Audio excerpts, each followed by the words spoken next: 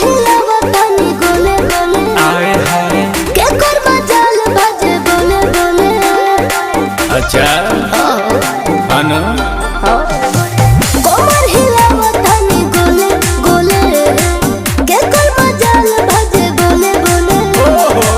मारे लुका जरा लगावे लु झगड़ा मारे लु दूध के दूला बाहर चढ़ल जवानी रसगुल्ला बाहर चढ़ल जवानी रसगुल्ला ए रसगुल्ला